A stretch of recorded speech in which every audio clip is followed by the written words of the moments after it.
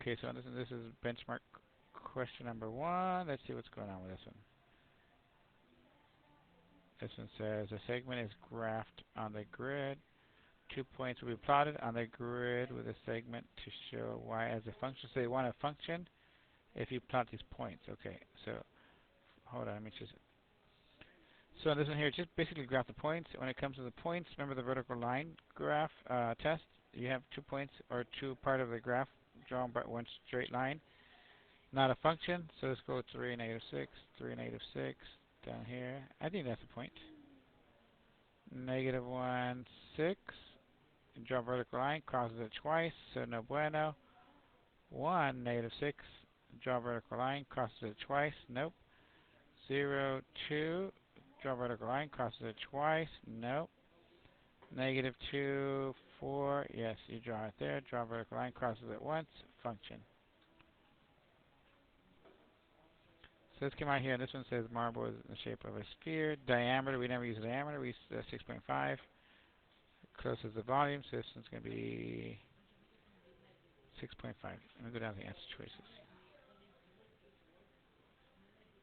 So volume of a sphere is 4/3 pi r cubed. So we're going to go 4/3 pi 6.5 cubed. So we're going to come out here and go control fraction. Control fraction 4/3 times pi times 6.5 to the third power. 115. Okay, A is the answer.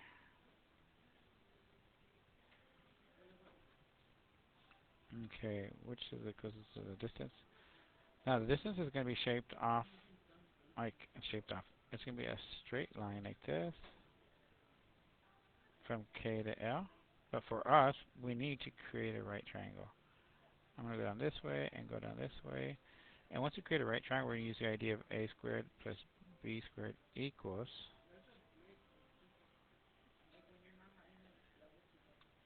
c squared. And don't forget, the right angle here has the right angle with the plus sign. So right angle here, your A and B. So this would be your A, this would be your B. We're going to go 1, 2, 3, 4, 5. So we're going to have A to be 5. 1, 2, 3, 4, 5, 5.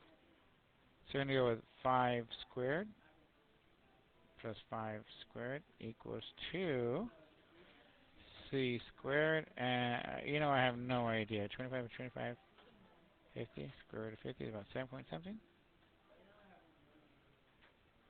So we're going to come out here. We're going to go with menu 3, 1. We're going to go with 5 squared plus 5 squared, and that equals to c squared. And we're going to go with comma c. 7 point, yeah. So A is the answer. Least to greatest, the numbers here. Hold on, let me write the numbers down fast. So luckily I have the calculator right here in front of it. I'm going to go to add another document, this in spreadsheets. I'm going to put the equal sign in front of all these and go equal sign, control fraction of 39 over 8. Then equals to 4.84. Then equals to the square root of 24. If I should go all the way up, I'm going to go to menu. Ooh, not 413, messed up. Menu 1, 6. And we're going to go from, least to greatest, so that's the smallest. Actually, I didn't even read the question. Let's see what it says. Greatest to least. Okay, so that's going to be greatest to least would be descending. So go menu 1, 6, and we go greatest to least would be descending. And it switches it over. That one here is square root of 24. So, this is like an easy question. It has to be B. Next question. Ooh, this is basically 6th grade, guys. I was reviewing my son for his benchmark, and this is basically 6th grade. They have easy numbers. We just have more difficult numbers. So once you see this word right here, you're going to go with a fraction equals to another fraction, a proportion. And the way we set it up is I'm going to go with the first number, 3/4 on top. The second number will be on the bottom, 56 and 1/4. And then when it comes to this one, I'm going to come out here, and the first fraction sets it up as x over y. So I'm going to set this up as an x over the y. And then when it comes to the x, I'm going to have it as a half here, and I don't know what my y is, and there it goes like this. Line up, x goes with the x's, half on top. Yeah. I have to go back and forth to remember these numbers. Let me see.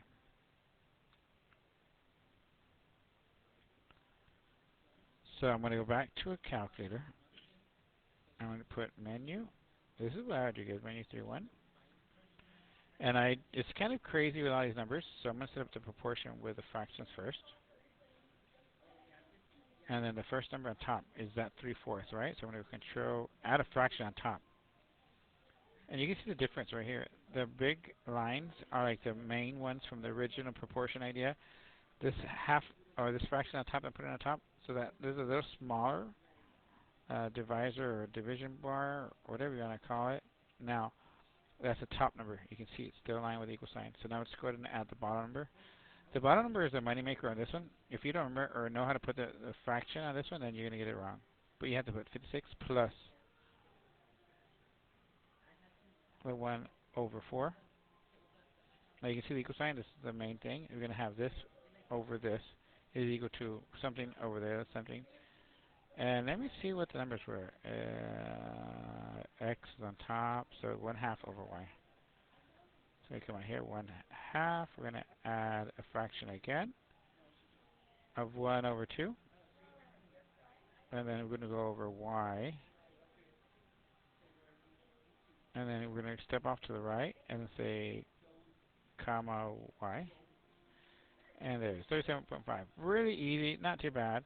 Now visually, just thinking about this and looking at this, if this is 3/4, right, which is like 75% or 75 cents, and we go less, and we have something slightly less, okay? This ratio of 3/4 over 56 and 1/4 kind of stays the same, but with different numbers. So we slightly reduce this one, then we're going to slightly reduce the bottom one, right? So we slightly reduce it here. So now from 56, it's going to go down a little bit. Not that little bit. It's not going to go up, and it's not going to go up again. So realistically, without even doing the work, it's just using mental math, or like a spatial awareness, or just money number sense. You're good. This one here is super easy, which is not a function of x. I can see it right there actually. See a vertical line. When I draw a vertical line here, it crosses that. The dots in all of this one, all the dots are the function, or you can say the graph. When I draw it here, that graph, those points make up the graph. So when I draw my line for this A, that graph is crossed twice. Yes, the graph is a whole bunch of points, but that graph is crossed twice. So that's not a function. But these are the graph of the function. It's just a bunch of these points. But vertical lines, straight line, up and down lines, cross them only once, is the function. Let me just double check these over here. Crossing it once, crosses once, once. So all these are functions, and that's why the first one is not a function. Let's see over here. Yada. So, okay, deposit of 7,912 is made into a new account, earns that much interest. No additional deposit withdrawals are made for 2 years. Balance, you got to add. And does it say simple interest? Yes. So I'm going to tell you this much. We're starting off with 7,912. We're going to add the interest to it to equal the balance. Okay, to equal the balance. So let's just look at the ideas here. Oh man, they all went up. They all went up a little bit. So we're gonna go ahead and plug in the numbers here. This would be your I. This would be your, my bad. That'll be your P. This would be your R, and this would be your term. So we're gonna go I equals to PRT. I equals to 7,912 times your rate of 5.75% times your term of 2. So I'm going to go back to the calculator and see if I can remember these numbers. They're so unique. So I'm going to come out here and go. I can do menu 3.1. I'll do menu 3.1 just to keep it simple, or the way I've been doing it forever. And we're going to go with I equals. P is going to be 7,912 times 5.75% percent. And I remember the term times 2. And then we're going to put I, which is going to find us the interest. So 909. So all I do is 909. Remember, that was the interest. And I want to add that to the original 7,912. So on this one right here, we're just going to go ahead and just, since that was the last thing we did, I can go ahead and plus, and add 7,912. And that'll give me 8821, 8821. It has to be that one. Let me see. Why 8821? This is 22. 882, 88. So yeah, just round to the top. Okay, let's go to the next one. These are super easy. Right here, just open it up and scatter plot. This is super easy. So you're basically draw a line through the points, roughly like that. Oh, great. Let me see the keywords. Keywords, 90 page. So we're going to come here and draw a line like that. 90 pages. Go up here. Go across. Maybe like 110, 120. Maybe like 120. So on this one, you usually want to go out here and let's see. But I would say about 120. Let me see. 120, 101, 110. Oh, okay, 125. I'll go 125. I feel pretty confident now. Last one for this break. Diagram, yada yada. Surface area volume. Surface area. And no answer. This one counts 2 points, guys. Let's get it. Okay, so I'm going to look at the base. The base is this one down here. That's the way I approach it. But anyway, sometimes you see the side as the base here. Sometimes you'll see the back side. Sometimes you see this side as your base. Bye, Julian. We'll see you. So this one here, we're going to use the surface area formula. And for memory, pH plus 2b. So P, we're going to get the perimeter of the base down here. I'm going to use this one as the base, okay? Now we're going to go with 40 plus 34. Ooh, I guess let me do it over here, right? Let's do the perimeter, which would be 40 plus 34, and that times 2. I can't do this in my head. I guess I can. 74 times 2 would be 140, 148.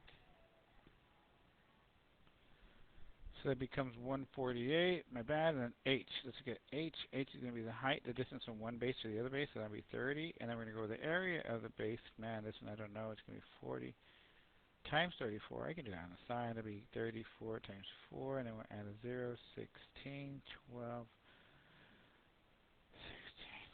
13. So it's going to be 1,360. And we'll just plug in the numbers here at 148.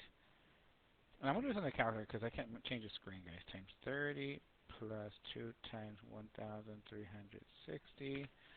This looks like a ridiculously big number. I don't like it, but as a student, I think this is too big. I think you would start questioning yourself, like I am right now. So I think the answer would be 25800. 25,800 square inches, so inches squared. And we're going to take a break there. I'll just do them in 10 item intervals. All right, thank you guys.